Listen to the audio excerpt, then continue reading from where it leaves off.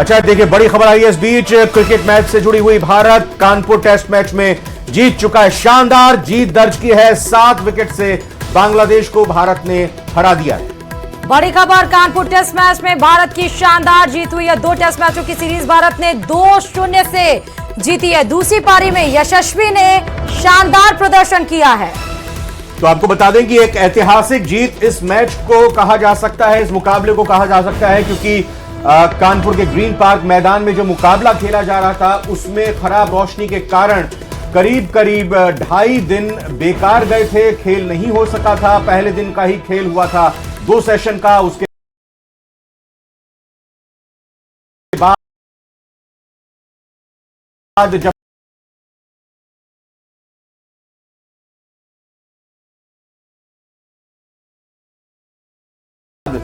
बांग्लादेश के खिलाफ भारत की टीम ने तेजी के साथ रन बटोरते हुए पहले 50 रन 18 बॉलों में बनाते हुए एक वर्ल्ड रिकॉर्ड बनाया। उसके बाद अगले 50 रन यानी 100 रनों का जो आंकड़ा 62 गेंदों में हासिल किया, वो भी अपने आप में एक रिकॉर्ड हासिल किया। और बड़ी तेजी के साथ भारत ने 34-35 ओवर के अंदर 284 रनों का स्कोर पहली इनिंग में खड़ा किया। उसके बाद जब दूसरी पारी कल शाम को बांग्लादेश की शुरू हुई तो बांग्लादेश के 2 बल्लेबाज आउट हो चुके थे। उसके बाद आज फिर जब बांग्लादेश की टीम बल्लेबाजी करने के लिए आई तो बांग्लादेश की बाकी टीम भी पूरी तरह से, भारत ने जल्दी से सभी खिलाड़ियों को आउट कर दिया और टारगेट 95 रनों का बांग्लादेश को मिला। और भारत ने 7 विकेट रहते यानी 3 विकेट खोकर ये टारगेट पूरा कर लिया। ऐतिहासिक जीत, 4 अंक बटोर लिए हैं आईसीसी वर्ल्ड टेस्ट चैंपियनशिप में भारत ने। और इधर प्रदेश में अवैध बजरी खनन सरकार और प्रशासन के लिए सिरदर्द बना हुआ। आए दिन कहीं ना कहीं अवैध बजरी खनन माफियाओं की गुंडागर्दी सामने आती रहती है। सवाई माधोपुर में रोक के बावजूद बनास समेत अन्य नदियों में धड़ल्ले से अवैध बजरी खनन जारी है। वहीं बारिश से पहले किए गए बजरी के अवैध स्टॉक के जरिए धड़ल्ले से अवैध कारोबार हो रहा है।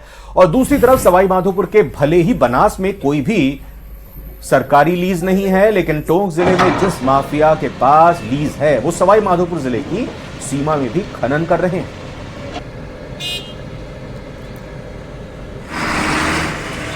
माधोपुर को लीज नहीं है और न पंचायत ने आबादी क्षेत्र को अनोशी दी है। इनकी मनमानी जो दादागिरी निकाल रहे हैं। हमारा कोई इसमें और ये लीज कहाँ के 500-600 ट्रक डेली आ रहे हैं और आबादी क्षेत्र में गुजरते हैं और पब्लिक को बहुत परेशानी आती है। हमारे साधन नहीं निकलते हैं, सोलपुर, डेंग, रायपुर, वहाँ से जो डिलीवरी है वो साधन नहीं निकल पाते हैं। बहुत भीड़ भाड़ हो रही है। लीज यहाँ पर लास्ट ईयर के अप्रैल 24 तक तो यहाँ लीज थी। 28/4 तक 24 तक यहाँ पे लीज ग्रांट थी। सवाई माधोपुर तहसील में लीज चालू थी। अप्रैल 24 के बाद से अब तक वो लीज, अभी वर्तमान में कोई लीज नहीं है। और जो पुराने स्टॉक किए हुए होंगे, जो डिपार्टमेंट की जानकारी भी नहीं होगा, वो हो सकता है उनमें से उठा रहे हों। और काफ़ी हद तक डिपार्टमेंट ने जो स्टॉक सीज कर लिए हैं उनकी नीलामी भी हमने 19 तारीख कर दी थी। उस नीलामी में के आधार पर जो स्टॉक में जिसने ज़्यादा बोली लगाई उसको अपन अनुमति देंगे और इसके बाद वो उनको कार्यालय से रवाना जारी करके उनको डिस्पेच करेंगे। सवाई माधोपुर में पुलिस के द्वारा पूरी सख्ती करके अवैध खनन को 100% बंद किया गया है। जैसा कि मुझे बताया गया है, बौली क्षेत्र, मलाना क्षेत्र और चौथ का बरवाड़ा क्षेत्र में कुछ बजरी का जो पुलिस और माइनिंग का जब शुदा स्टॉक है उसकी नीलामी माइनिंग विभाग के द्वारा की गई है और वो लोग यहाँ से बजरी की जो स्टॉक है उससे उसको आगे क्लियर आउट कर रहे हैं। एसआई भर्ती पेपर लीक से जुड़ी बड़ी खबर आ रही है। एसओजी की गिरफ्त में आ चुका है मास्टरमाइंड भूपेंद्र सारण का भाई गोपाल सारण। तस्वीर गोपाल सारण की आप देख सकते हैं। गोपाल सारण को एसओजी ने महाराष्ट्र के पुणे से गिरफ्तार किया है। 2014 में राजस्थान पुलिस में एसआई भर्ती हुआ था जिसमें गोपाल सारण था और 6 साल के बाद क्रूड ऑयल चोरी केस में बर्खास्त भी किया गया था गोपाल सारण। गोपाल ने फिर एसआई परीक्षा के पहले ही पेपर में 6 अभ्यर्थियों को पढ़ाए थे और जिसमें 6 अभ्यर्थी पास हो गए हैं। एसओजी भरसक उन तक भी पहुंच पाएगी। गोपाल ने भूपेंद्र सारण से एसआई भर्ती का पेपर भी हासिल किया था और ये जो पेपर हासिल किया था, इसी पेपर को परीक्षा से पहले सॉल्व करके 6 कैंडिडेट्स का चयन हुआ था। यानी इन 6 कैंडिडेट्स की मदद की गई थी इनकी तरफ से। ऐसे में इन 6 अभ्यर्थियों को नामजद कर जल्द ही इनकी गिरफ्तारी भी एसओजी की तरफ से हो सकती है। और चलिए अब बात शाहपुरा की जहाजपुर से बड़ी खबर की, जहां जल झूलनी जुलूस पर पत्थरबाजी का मामला सामने आया है। जहाजपुर के बाजार पूरी तरह से इसको लेकर बंद कर दिए गए हैं। बस स्टैंड पर हिंदू संगठनों का प्रदर्शन शुरू हो गया है और 12 सूत्रीय मांगे इनकी तरफ से रखी गई हैं, जिसको लेकर महापड़ाव इनके ओर से किया गया है। महापड़ाव स्थल पर भजन कीर्तन का दौर चल रहा है। विधायक गोपीचंद मीणा भी इस दौरान धरना स्थल पर पहुंचे। क्षेत्र में भारी पुलिस बल भी तैनात किया गया है। तो बता दें 12 सूत्रीय मांग को लेकर जो न्याय यात्रा महापड़ाव है वो हिंदू संगठनों के द्वारा जारी है। भजन कीर्तन के साथ ही ये प्रदर्शन किया जा रहा है और जल झूलनी पर जो पथराव किया गया था उसको लेकर 17 दिन से लगातार ये प्रदर्शन चल रहा है, जो अब उग्र होता हुआ दिखाई पड़ रहा है। हमारे हिंदू समाज के द्वारा सामूहिक मांगे रखी गई है, उन मांगों को लेकर प्रशासन के मांगे रखी है और जो हमारे संघर्ष समिति के द्वारा प्रमुख मांगे रखी गई है वो मांगे जायज मांगे हैं। मैं हिंदू समाज के समर्थन में उनके साथ हूँ और इनकी मांगे वाजिब मांगे हैं, जायज मांगे हैं और सरकार ने आश्वासन दिया है और इनकी जल्दी मांगे मान ली जाएगी। फर्जी दस्तावेजों के आधार पर राजस्थान मेडिकल काउंसिल में रजिस्ट्रेशन के खुलासे से हड़कंप मच गया है। आरोप है कि आरएमसी ने बिना दस्तावेजों को जांच करे फर्जी डॉक्टर्स का रजिस्ट्रेशन कर दिया। इस मामले में RMC registrar doctor Rajesh Sharma पर गंभीर आरोप लगे हैं। मामले का खुलासा होने के बाद से चिकित्सा मंत्री गजेंद्र सिंह खिमसर ने कहा कि इस पूरे मामले की जांच की जाएगी और जांच के लिए 4 सदस्यीय कमेटी गठित कर दी गई है। उन्होंने ये भी कहा कि अधिकारियों के साथ बैठक कर प्राथमिक जांच के आधार पर रजिस्ट्रार को लेकर निर्णय भी किया जाएगा।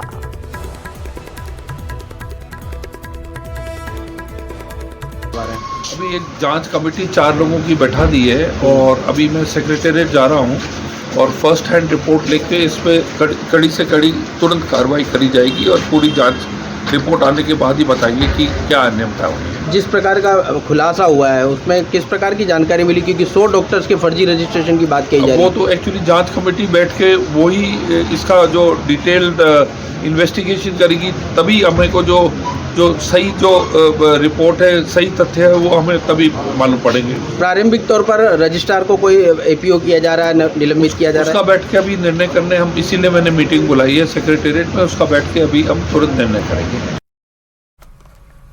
और इधर चित्तौड़गढ़ के भदेसर थाना इलाके में पारसोली से अपहरण कर एक दंपति को 5 दिन तक बंधक बनाकर मारपीट का मामला सामने आया है।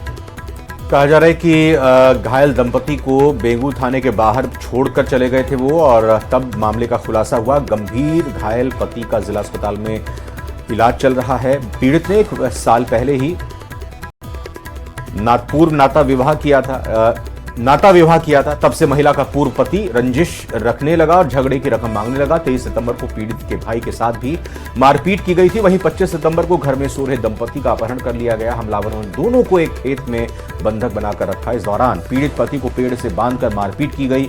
इसके साथ ही अपहरणकर्ताओं ने प्यास लगने पर पानी की जगह उसे मूत्र पिला दिया।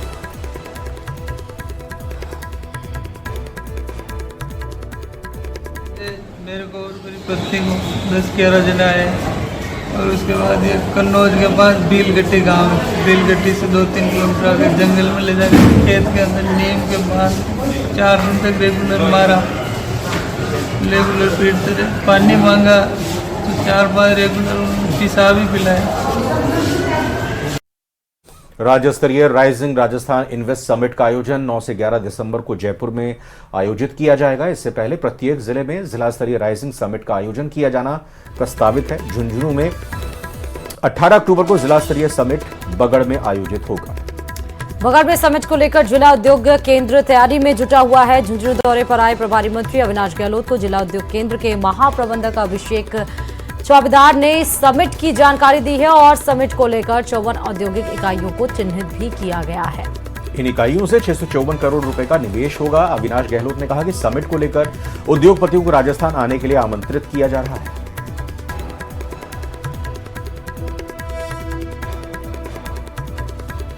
अभी पहली बार माननीय मुख्यमंत्री विदेश दौरे पर गए दक्षिण कोरिया जापान, और उन्होंने करोड़ों रुपए के जो एमओयू किए हैं विदेशी कंपनियों के साथ में, निवेशक हैं उनको हम लोग आमंत्रित करेंगे, राजस्थान आइए। इसी संबंध में झुंझुनू में लगभग 640 करोड़ रुपए के एमओयू अभी तक पहुंच चुके हैं। आगामी 18 अक्टूबर को झुंझुनू के बगड़ में उन सब के साथ में हमारी एक बैठक रखी गई है और कोशिश है कि इससे ज़्यादा भी हमारा 1000 करोड़ के करीब का MOU हम इससे राइजिंग राजस्थान के समिट में जो 9, 10, 11 दिसंबर को होने वाला है उसमें झुंझुनू से भी अच्छे उद्योगपति हैं वो इससे समिट में भाग लेंगे और झुंझुनू के विकास के लिए बहुत ऐतिहासिक कदम होने। और आदमखोर तेंदुआ दिन पे दिन खूंखार हो रहा है। अकेले गोगुंदा में ही पिछले 12 दिन में 7 लोगों को अपना शिकार बना चुका है। लोग दहशत के साए में जी रहे हैं। कोई नहीं जानता कि अगले पल वो किसको अपना शिकार बनाने वाला है। इस रिपोर्ट में आपको दिखाते हैं। कब खत्म होगा आदमखोर तेंदुए का आतंक? एक के बाद एक लोगों को बना रहा शिकार। गोगुंदा में अब तक आदमखोर के 7 शिकार। उदयपुर के गोगुंदा इलाके में आदमखोर तेंदुए का खौफ बढ़ता ही जा रहा है। हालांकि वन विभाग अब तक 4 तेंदुओं को पकड़ चुका है, लेकिन ये सवाल अब भी बना हुआ है कि लोगों को शिकार बनाने वाला खूंखार तेंदुआ कहाँ है और वो अब किसे अगला शिकार बनाने जा रहा है। सोमवार को जहां गोगुंदा के राठौड़ों का गुड़ा में एक पुजारी तेंदुए ने शिकार बनाया है, तो वहीं मंगलवार सुबह कमला कुंवर नाम की महिला पर घर के अंदर उस वक्त हमला किया गया जब वो पशुओं को चारा डाल रही थी। इसी बीच घात लगाए बैठे पैंथर ने उस पर हमला बोल दिया। वो महिला का शव लेकर जंगल की तरफ भागने वाला था, लेकिन लोगों का शोर सुनकर वो भाग गया। गांव वाले दहशत में हैं और पैंथर शिकार पर है।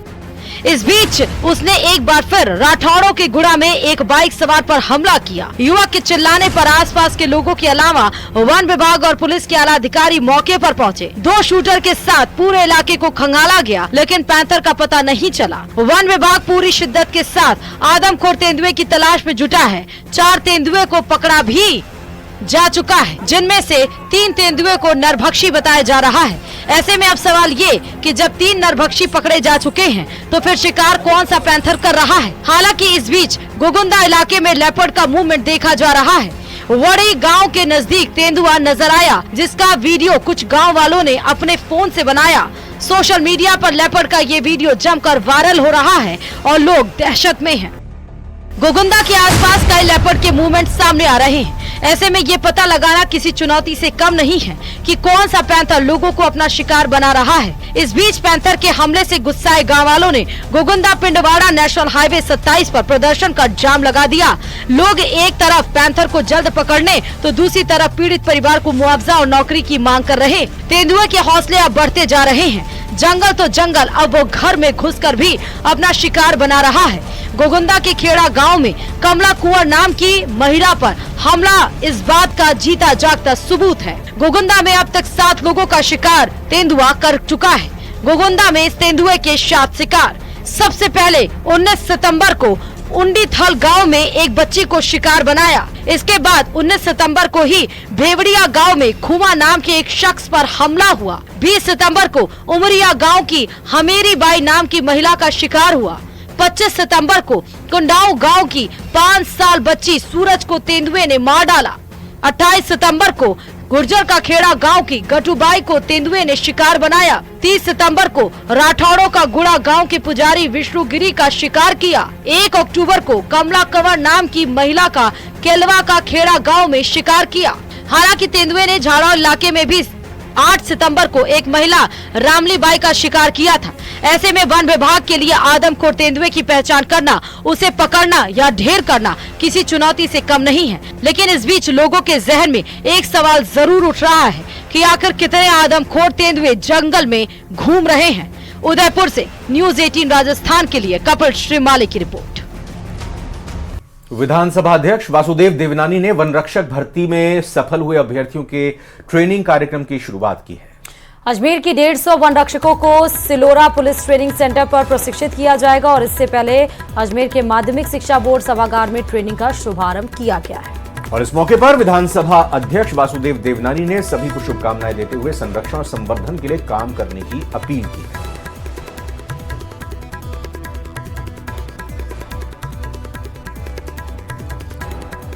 आज राज्य सरकार द्वारा नवनियुक्त वन संरक्षकों का प्रशिक्षण के कार्यक्रम का शुरुआत हुई है। लगभग 3 महीने की इनकी ट्रेनिंग होगी। वो दौरान इनके विभिन्न जो ड्यूटीज़ हैं, इनके रिस्पॉन्सिबिलिटीज़ हैं, उसके बारे में इनको प्रशिक्षित किया जाएगा। जो वन रक्षकों की ट्रेनिंग का जो आधारभूत कार्यक्रम है 3 माह का, उसकी शुरुआत हो रही है। ये Rajasthan police training centre Silora में 150 वन रक्षक जो है यहाँ पर अगले 3 माह तक ट्रेनिंग लेंगे।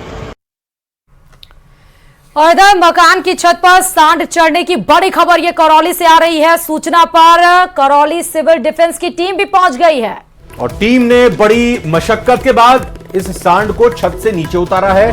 सांड के छत पर चढ़ने से परिवार दहशत में आ गया। तस्वीरें एक्सक्लूसिव देख सकते हैं आप किस तरह से एक ये आवारा सांड घर की छत के ऊपर चढ़कर टहलने लगा। परिवार दहशत में आ गया। उसके बाद सिविल डिफेंस की टीम को बुलाया गया। सिविल डिफेंस की टीम ने कड़ी मशक्कत के बाद इस सांड को छत से नीचे उतारा। लांगरा थाना क्षेत्र के गढ़ी का गांव का करौली में यह मामला है। तो ये तस्वीरें देखिए कैसे घर के छत पर सांड चढ़ गया और आराम से वहां पर सैर भी कर रहा है, लेकिन उस घर में रहने वाले लोगों की दिलों की धड़कनें जरूर बढ़ गई। अब सवाल यहाँ पर यह भी खड़ा होता है कि ये सांड उस छत तक पहुंचा कैसे, क्योंकि सीढ़ी घर देखिए तो सीढ़ी भी खुली हुई है। भरसक उसी सीढ़ी के सहारे सांड चढ़ गया। अब उसको क्या पता कि ये किसी के घर का छत है या फिर खाली मैदान। फिलहाल सिविल डिफेंस की टीम पहुंची और कड़ी मशक्कत के बाद छत से नीचे उतारा सांड। ये राजसमंद की खबर आपको बताते हैं, जहां बदमाशों द्वारा दहशत फैलाने का एक वीडियो वायरल हो रहा है। दरअसल एक चलती कार में बदमाशों द्वारा हथियार लहराते दिखाई दे रहे हैं। घटना केलवा इलाके की बताई जा रही है। कार सवार बदमाशों ने इस दौरान एक बस को रुकवाकर बस में लूटपाट करने की भी कोशिश की और इसके बावजूद भी बस ड्राइवर ने बस नहीं रोकी और काफी देर तक बदमाश हथियार लहराते हुए कार में घूमते रहे। हालांकि इस दौरान बस चालक ने दहशत फैलाने वाले लोगों का वीडियो बना लिया, जो अब सोशल मीडिया पर वायरल हो रहा है।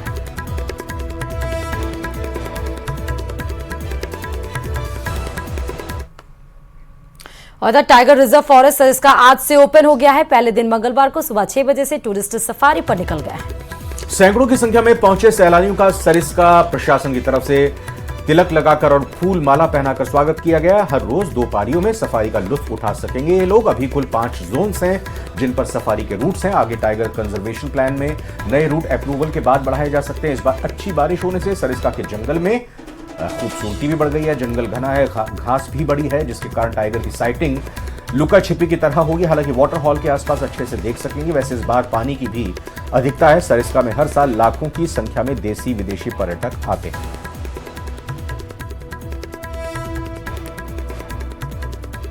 तीन महीने के बंद होने के बाद टाइगर रिजर्व की आज शुरुआत है, तो काफी अच्छी संख्या में यहाँ पर टूरिस्ट आए हैं। जो भी हमारे पास जिप्सी इस जोन में है वो जिप्सी सारी बुक हैं, सारे कैंटर्स यहाँ पे बुक है और जो टूरिस्ट है उनमें काफी उत्साह देखने को मिल रहा है। हमने जो इस बार चूंकि बारिश अच्छी हुई है, जंगल में सब जगह जगह पर पानी के अच्छे स्रोत डेवलप हुए हैं, काफी जगह पानी है और कुछ रास्ते भी खराब हुए थे, उन रास्तों को भी हमने ठीक कराया है। और ये जो विभिन्न जोन हमने बना रखे हैं इस टाइगर रिजर्व में, उन जोन्स में अलग अलग जोन्स में गाड़ियां जाएंगी और संभवतः अगर सब कुछ ठीक रहा तो इनको टाइगर के दर्शन भी होंगे। तो एक सफल और सुखद शुरुआत है और जैसा आशा करता हूं कि ये सीजन टूरिस्ट के हिसाब से अच्छा जाएगा और सरिस्का टाइगर रिजर्व में चूंकि संख्या लगातार टाइगर की बढ़ रही है तो साइटिंग भी अच्छे होने के पूरे आसार हैं, पूरे चांस हैं। तो इसलिए जो टूरिस्ट हैं उनका उत्साह काफी देखने को मिल रहा है। और अब बात सवाई माधोपुर के रणथंभौर नेशनल पार्क की, जहां 3 महीने के लंबे अंतराल के बाद एक बार फिर मंगलवार को पर्यटकों के लिए ये दरवाजे रणथंभौर टाइगर रिजर्व के खोल दिए गए हैं। रणथंभौर नेशनल पार्क के मुख्य द्वार गणेश धाम पर विधिवत रूप से नए पर्यटन सत्र का शुभारंभ करते हुए रणथंभौर बाघ परियोजना के मुख्य वन संरक्षक अनूप के आर ने हरी झंडी दिखाकर पर्यटक वाहनों को नेशनल पार्क भ्रमण के लिए रवाना किया। नए पर्यटन सत्र के शुभारंभ के साथ ही वन्य जीव सप्ताह का भी शुभारंभ किया गया। नए पर्यटन सत्र के शुभारंभ के अवसर पर देसी और विदेशी पर्यटकों का मुख्य द्वार पर तिलक लगाकर माला पहनाकर अभिनंदन किया। इसके बाद भ्रमण पर इनको रवाना किया और इसका संरक्षण और इसका संवर्धन कर। 3 महीने में हमने पार्क को बहुत अच्छा सजाया है जी और आज जो टूरिस्ट जाएगा उनको दिखाई भी देगा जी और गाइडों का और जिप्सी ड्राइवर्स का ट्रेनिंग भी इस बार अच्छे से करवाया है बॉम्बे से एक विशेषज्ञ को लाके जी। इस बार सारे पर्यटकों को बहुत अच्छा अनुभव आने की पूरी उम्मीद है। और चले इन्हीं तमाम खबरों के साथ खबर दोपहर में फिलहाल अभी के लिए इतना ही। आप बने रहिए न्यूज़ 18 राजस्थान के साथ और आगे देखिए गांव शहर 100 खबर। नमस्कार।